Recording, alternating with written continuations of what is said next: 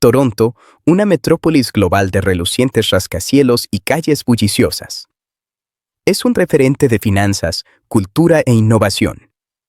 Pero ¿y si les dijera que el ADN mismo de esta ciudad?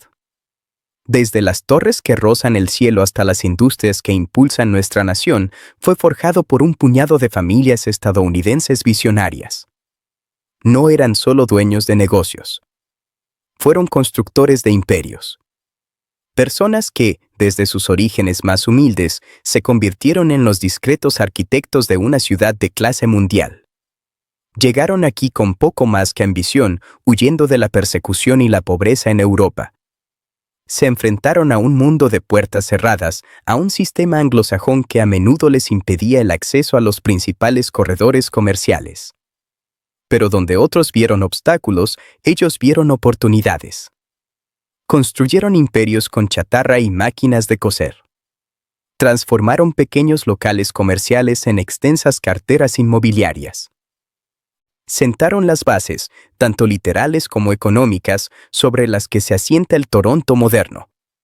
Hoy, presentamos las 10 mayores empresas familiares estadounidenses que transformaron Toronto. Estas son las historias que nunca te han contado.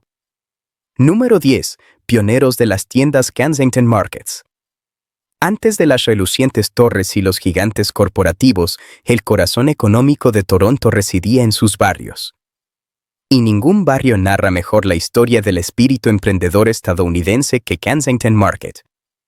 A principios del siglo XX, este no era el bohemio punto turístico que conocemos hoy. Era el epicentro absoluto de la vida estadounidense, un bullicioso mercado al aire libre nacido de la pura necesidad y determinación. Entre 1900 y 1931, la población estadounidense de Toronto se disparó de unas 3.000 personas a más de 45.000, la mayoría huyendo de los horrores de Europa del Este. Primero se asentaron en The Ward, una abarrotada zona de recepción de inmigrantes, pero pronto se mudaron al oeste en busca de mejores viviendas y un lugar donde echar raíces. Fundaron Kensington. Excluidos del mundo empresarial establecido, no esperaron una invitación para construir su sustento.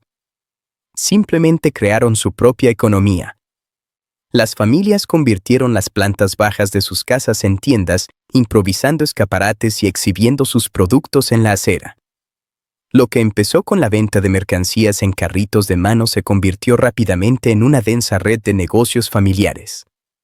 Carniceros, panaderos, tenderos y sastres se alineaban en las estrechas calles.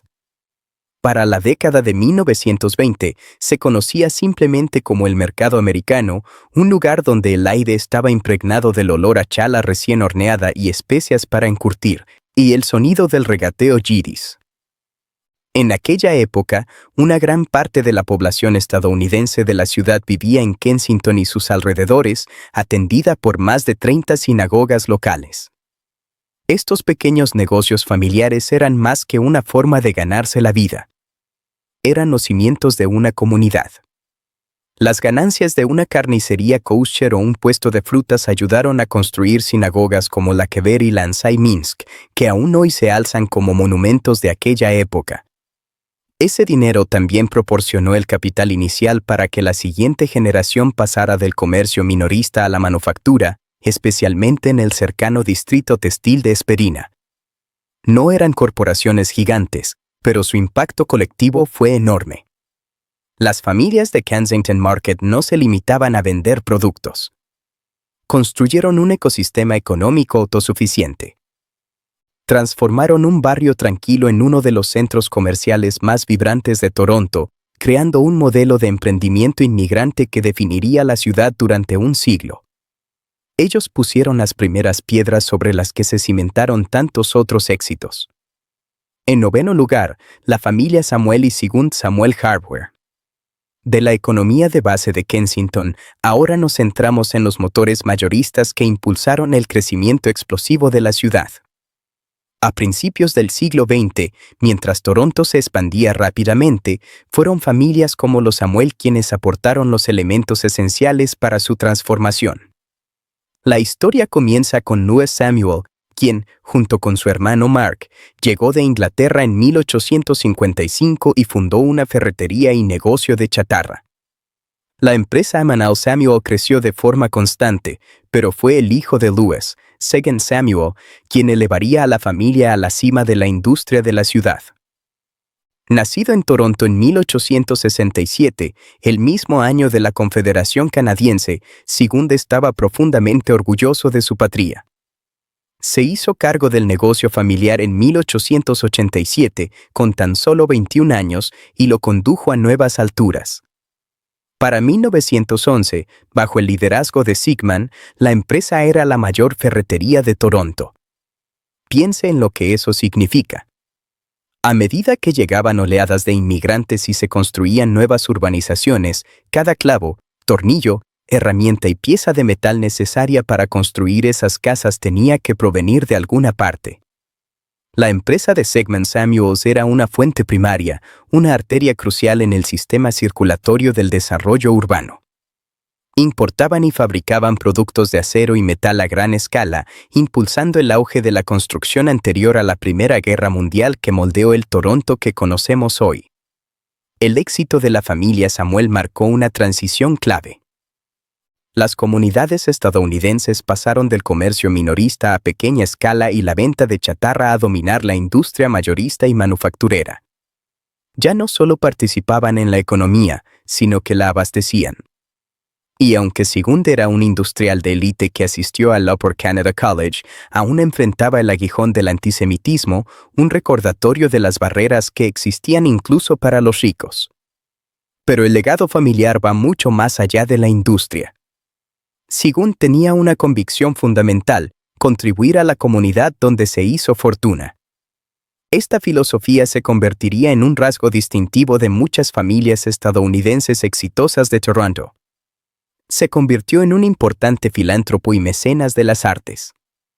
Su pasión por la historia canadiense lo llevó a crear una colección de renombre mundial de objetos canadienses que donó al Museo Real de Ontario, e incluso financió la construcción del edificio Seguin Samuel para albergarla. También realizó enormes donaciones a la Universidad de Toronto, entre las que destaca la famosa contribución de una cuarta parte del costo de una nueva biblioteca principal en 1951, que recibió el nombre de Biblioteca Seguin Samuel en su honor. La historia de la familia Samuel es la de construir un legado, no solo en los negocios, sino también en la comunidad. No se limitaron a suministrar los materiales para construir una ciudad. Invirtieron su fortuna y su nombre en la construcción de sus instituciones culturales y educativas. En octavo lugar, la familia en Kenny Tip-Top Taylor. De la ferretería que construyó la estructura de la ciudad, pasamos ahora a la industria que vistió a su gente y empleó a gran parte de su comunidad estadounidense, la industria textil. Mientras miles de familias regentaban pequeños comercios, surgieron algunos titanes que escalaron el negocio de la confección, que en yiddish significa tradicional, hasta convertirlo en una empresa nacional. A la vanguardia estaba la familia en Kenny, su icónica empresa, Tip-Top Taylor. Para la década de 1930, la industria textil era el motor de la economía estadounidense de Toronto. Se estima que 1 de cada 3 estadounidenses empleados en Toronto trabajaba en el sector de la costura. En el centro de todo esto estaba Max Anken, quien dirigía Tip-Top Taylor. No se trataba de un taller clandestino. Tip-Top era una potencia manufacturera. La impresionante sede Art Deco de la compañía en Lakeshore Boulevard, construida en 1929, no era solo una fábrica. Era un hito. Representó la profesionalización de una industria que durante mucho tiempo se había caracterizado por las extenuantes condiciones de trabajo en talleres clandestinos. En su interior, miles de trabajadores, muchos de ellos inmigrantes estadounidenses, cortaban y cosían ropa que se vendía en todo el país. Sastres de primera línea, junto con gigantes como Eaton's, cimentaron una industria que convirtió a Toronto en un importante exportador de ropa. Pero la historia de la familia Enken también está ligada al auge de los servicios sociales estadounidenses. Max Enken no fue solo un líder empresarial. Fue un promotor de la comunidad. En 1947 se convirtió en el primer presidente de JVS Toronto, el Servicio Vocacional Americano, organización fundada para ayudar a los miembros de la comunidad, incluidos los sobrevivientes del Holocausto que llegaban después de la guerra, a encontrar trabajo. Las primeras oficinas de JVS incluso se ubicaron dentro del edificio de Tip Top Tailors, consolidando el vínculo entre el éxito de la familia y su compromiso social. La enorme escala de empresas como Tip Top también impulsó la sindicalización, ya que la concentración de miles de trabajadores en fábricas individuales creó las condiciones perfectas para el florecimiento del movimiento sindical. Si bien la relación entre propietarios y trabajadores estadounidenses podía ser compleja, estas grandes fábricas se convirtieron en campos de batalla donde los sindicatos lucharon y consiguieron mejores salarios, horarios y condiciones laborales. Por lo tanto, el legado de la familia Enken es doble. Construyeron una de las marcas de ropa más reconocidas de Canadá, un monumento a la destreza industrial estadounidense. Pero también desempeñaron un papel clave en la creación de la infraestructura comunitaria que sustentaba a la fuerza laboral, asegurando que la prosperidad generada por el negocio SMATA fuera compartida. En séptimo lugar, los hermanos Franklin y Franklin desguazan metales. En cualquier ciudad en crecimiento, lo que se derriba es tan importante como lo que se construye. Ese ciclo de demolición y construcción crea un río de materias primas. Y la familia que controlaba ese río en Toronto a principios del siglo XX eran los Franklin. Su historia es un clásico relato de inmigrantes que convierten materias primas en oro.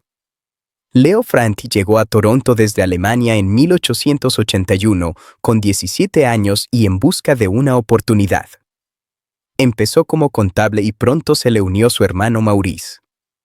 Para 1886, emprendieron su propio camino y abrieron Frankel Brothers, una empresa mayorista de chatarra. Empezaron con un negocio pequeño, pero el momento fue perfecto. Toronto se estaba industrializando y la demanda de materiales reciclados estaba en auge.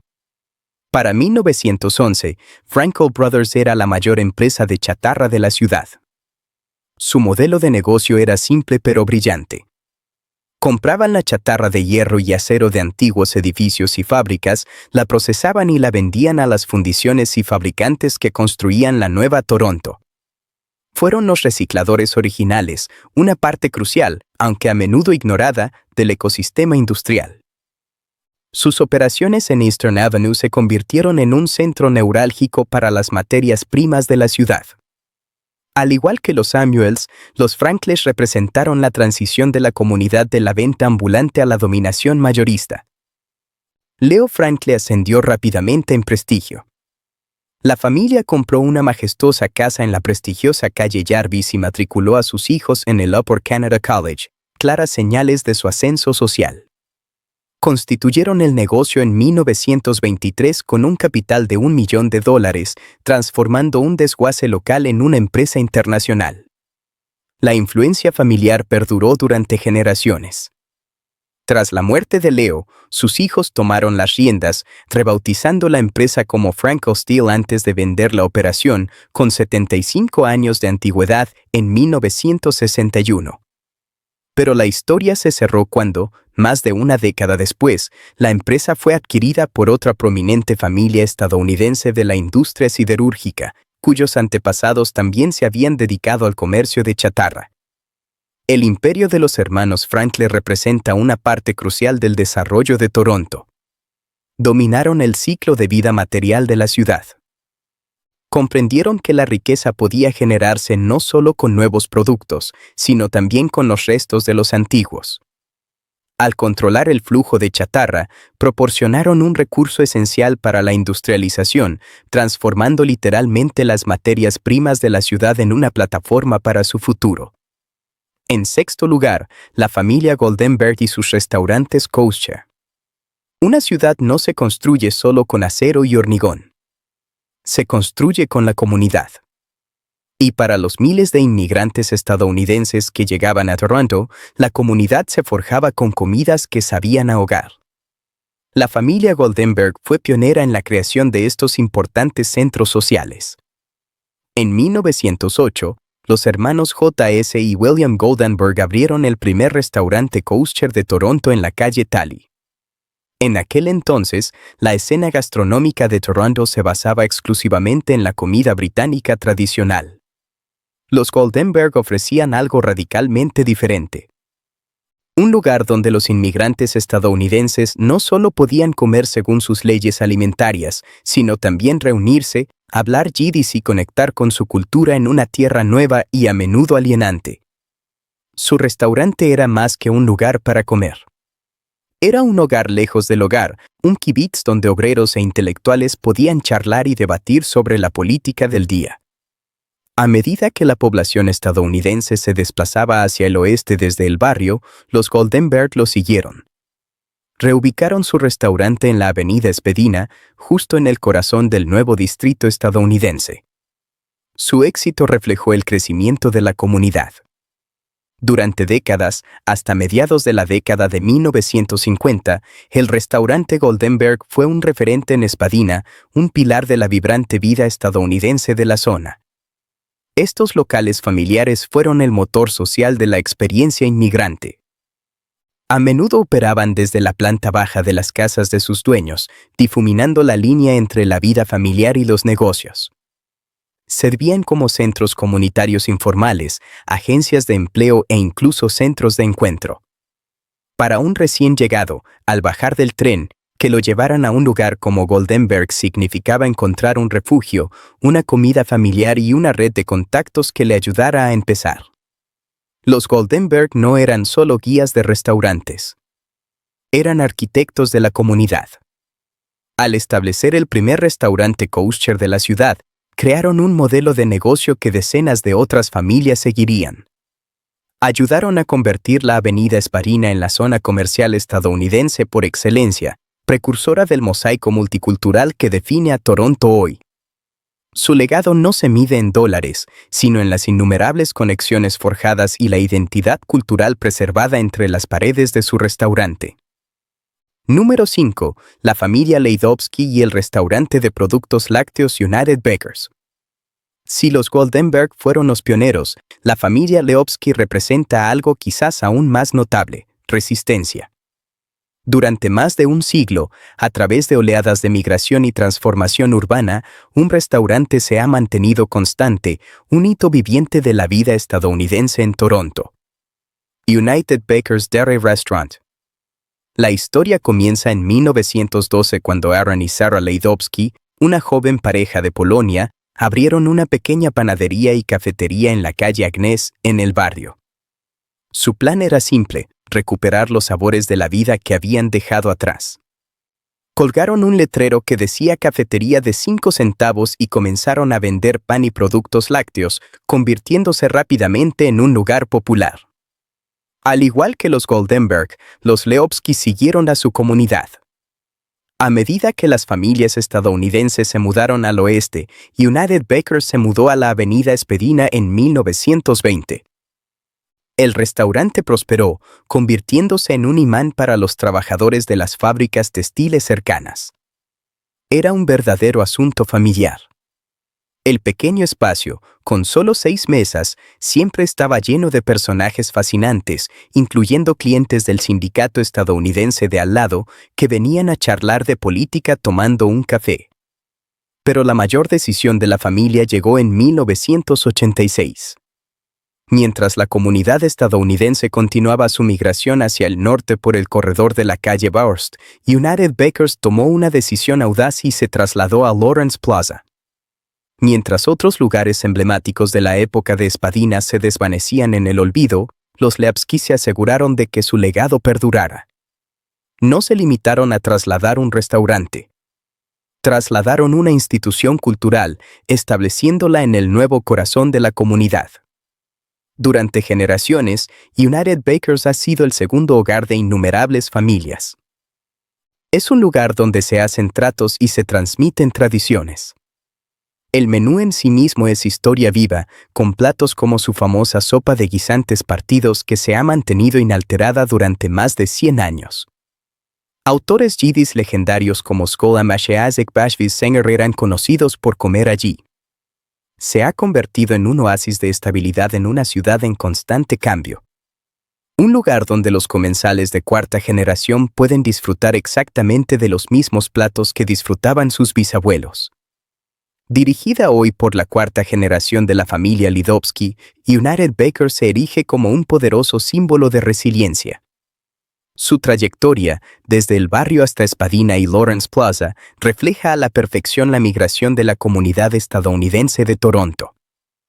El compromiso centenario de la familia Leapsky ha preservado una pieza vital del patrimonio cultural de la ciudad, demostrando que un negocio familiar puede ser un pilar fundamental para toda una comunidad. Las historias de estas familias muestran cómo la cultura, la comunidad y el comercio pueden entrelazarse para construir una ciudad. Desde los bulliciosos puestos del mercado de Kensington hasta el legado perdurable de un restaurante centenario, vemos cómo las raíces profundas crean un éxito increíble. Si estas historias te fascinan tanto como a mí, suscríbete y activa la campana de notificaciones. No te pierdas nuestra próxima visita en la cuenta regresiva hasta la familia número 1 de nuestra lista, la número 4, los contratistas textiles de Teton Company. Hemos hablado del comercio de esmate, pero para comprender su verdadera magnitud hay que analizar su relación con el mayor minorista del Imperio Británico, The Eaton Company. Si bien Eaton's no era una empresa familiar estadounidense, su enorme demanda de ropa impulsó un enorme ecosistema de fábricas subcontratadas de propiedad estadounidense, convirtiendo a cientos de familias en actores industriales. Fue una relación compleja y simbiótica que generó fortunas y desencadenó uno de los mayores conflictos laborales de la historia de Toronto. A principios del siglo XX, los sastres y fabricantes estadounidenses dominaban el sector textil de Toronto. Su historia es un clásico relato de inmigrantes que convierten materias primas en oro. Leo Franti llegó a Toronto desde Alemania en 1881 con 17 años y en busca de una oportunidad. Muchas de estas familias dirigían fábricas en el distrito de Spadina, siendo Eaton su cliente más importante y exigente.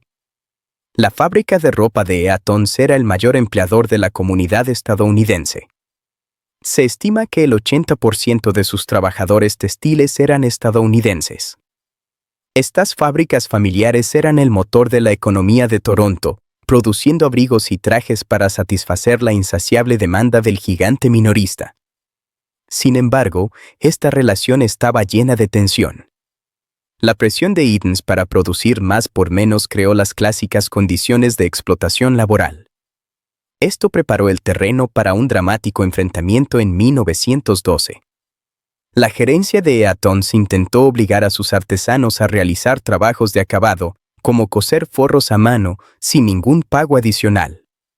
Los hombres lo vieron no solo como un recorte salarial, sino como una forma de quitarles trabajo directamente a sus compañeras.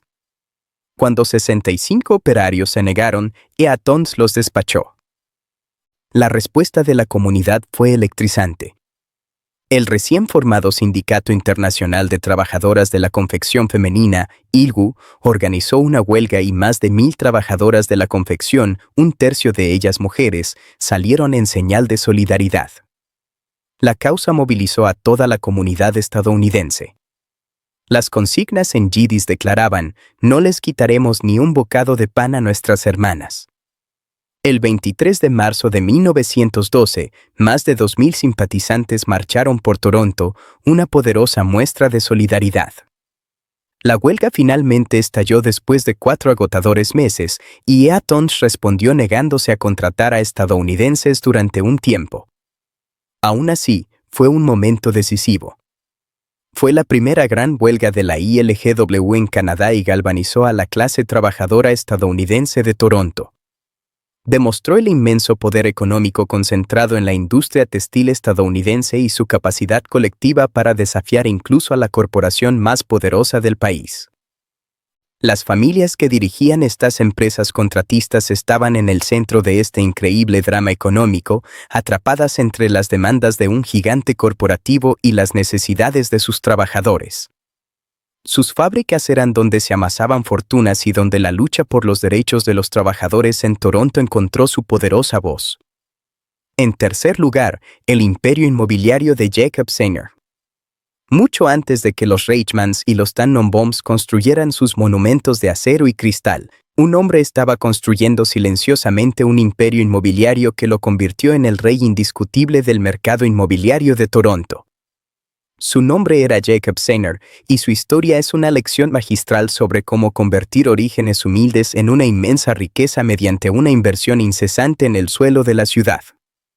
Si hubieras estado en Queen Street o hasta principios del siglo XX, habrías pasado de largo el número 133 sin mirar atrás. Era una pequeña tienda con un escaparate polvoriento y un letrero que decía J. Sanger, relojero y joyero. Pero tras la fachada de este modesto negocio de empeño se escondía el magnate inmobiliario más poderoso de la ciudad. Jacob Singer, un inmigrante austriaco que llegó alrededor de 1876, era para 1911 el mayor propietario de bienes raíces y contribuyente de Toronto. El método de Singer era la personificación del ajetreo del inmigrante. Empezó con poco y pensó en grande. Con las ganancias de su tienda de Queen Street, empezó a comprar propiedades. No torres gigantescas, sino pequeñas parcelas, terrenos y casas repartidas por toda la ciudad en rápido crecimiento. Amasó su fortuna no con ostentosas promociones inmobiliarias, sino mediante la adquisición paciente y estratégica de propiedades, poseyendo terrenos en prácticamente toda Toronto. Su éxito fue asombroso. Cuando falleció en 1911, su testamento reveló un patrimonio de casi $700,000, una suma astronómica para la época. La lista de sus propiedades era inmensa, testimonio de su creencia en los bienes raíces como el motor supremo de la riqueza. Mientras otros empresarios estadounidenses adinerados adoptaban las prácticas canadienses modernas, Singer se mantuvo fiel a su antiguo negocio y sus viejas costumbres, un genio discreto y modesto. Pero el impacto de Singer trascendió su fortuna personal. Se convirtió en un modelo para toda la comunidad. En una época de intenso crecimiento poblacional, ser propietario de una propiedad era un camino clave hacia la prosperidad. El Instituto Zion, un centro comunitario, incluso se convirtió en un centro no oficial para transacciones inmobiliarias, con propiedades intercambiadas y vendidas. Inspirado por el éxito de hombres como Singer, demostró que incluso frente a las barreras sistémicas, la tierra era un gran ecualizador, un activo tangible que se podía comprar, conservar y aprovechar para generar riqueza generacional. Jacob Singer fue el titán inmobiliario original de la comunidad estadounidense de Toronto. No construyó los edificios más altos, pero era dueño del terreno bajo ellos. Comprendió mejor que nadie el valor fundamental del terreno sobre el que se construiría la futura ciudad. En segundo lugar, la familia Tannenbaum, Ronnie Iron and Steel y York Steel. Si Jacob Sanger era dueño del terreno, nuestra siguiente familia construyó el esqueleto de la ciudad. Los Tannenbaums son una dinastía forjada a fuego y acero, una familia que literalmente sentó las bases para la transformación de Toronto a mediados de siglo, de capital de provincia a metrópolis moderna. Y su historia comienza, como tantas otras, con un caballo y una carreta. Abraham Tannenbaum llegó a Toronto desde Polonia en 1911. Empezó recogiendo chatarra. Pero Abraham era increíblemente trabajador. Pasó de la venta ambulante de chatarra a reciclar metal de demoliciones. Finalmente, fundó Ronnie Iron and Steel, una importante empresa de fabricación de acero. Incorporó a sus hijos Joseph, conocido como JT, y Max, al negocio de R&M cuando eran niños. Aprendieron el oficio desde cero, trabajando en el aserradero y absorbiendo la incansable ética de trabajo de su padre. Durante la Segunda Guerra Mundial, con la gran demanda de acero, el negocio prosperó. Después de la guerra, los dos hermanos tomaron el control, pero en 1951 se separaron tras una disputa. Esa separación no debilitó la influencia de la familia, sino que la duplicó. JT permaneció en Danny mientras Max fundaba su propia empresa, York Steel. Durante las décadas siguientes, estos dos hermanos y sus empresas competidoras se convirtieron en las fuerzas dominantes de la industria siderúrgica del sur de Ontario. Durante el explosivo auge de la construcción de la posguerra de los años 50 y 60, Toronto era una ciudad en construcción y las bombas de Tannon eran el centro de todo. Basta con observar cualquier proyecto importante de esa época para encontrar su acero. Las autopistas que conectaban los nuevos suburbios, los puentes que cruzaban los barrancos y los rascacielos que conformaban el horizonte moderno de la ciudad. Todos fueron construidos con acero fabricado por Runney Steel o York Steel. Los hermanos eran leyendas. Max, en particular, era conocido por su estilo empresarial riguroso. Se decía que operaba sin secretaria, manteniendo los detalles de su vasto imperio financiero, que incluía bienes raíces y televisión por cable, principalmente en su cabeza.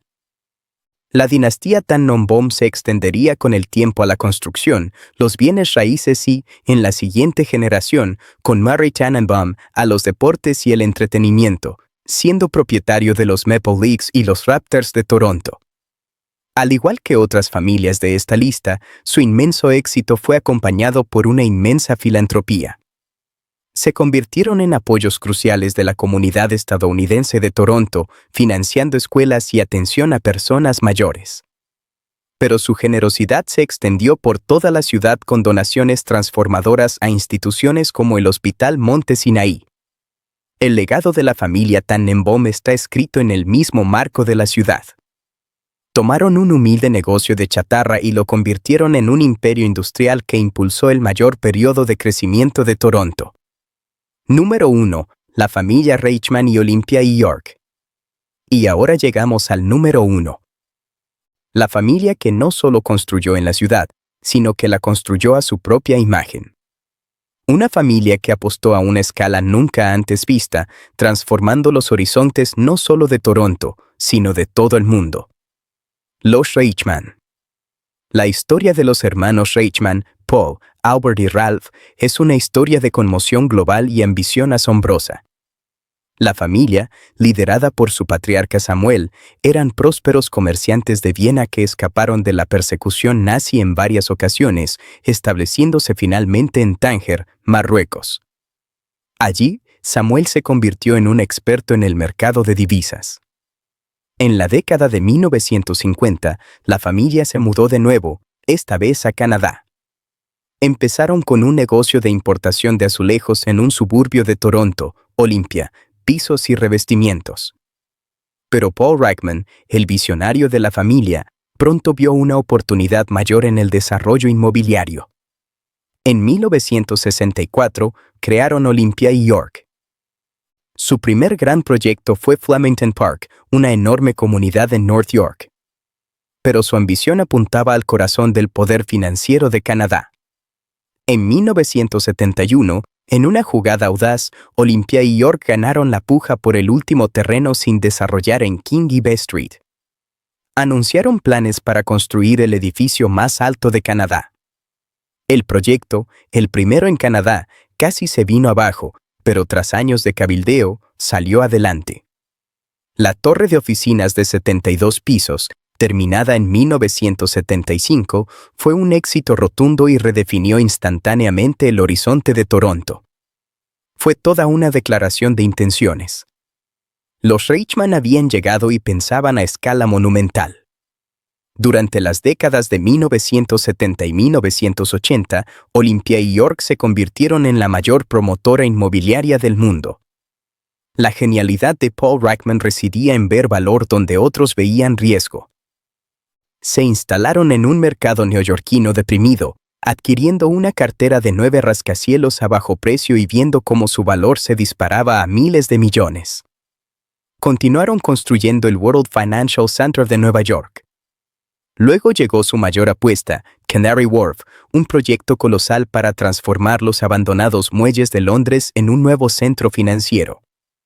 En su apogeo, los Reichman se encontraban entre las familias más ricas del mundo, controlando un imperio inmobiliario global con un valor estimado de $31,000 millones.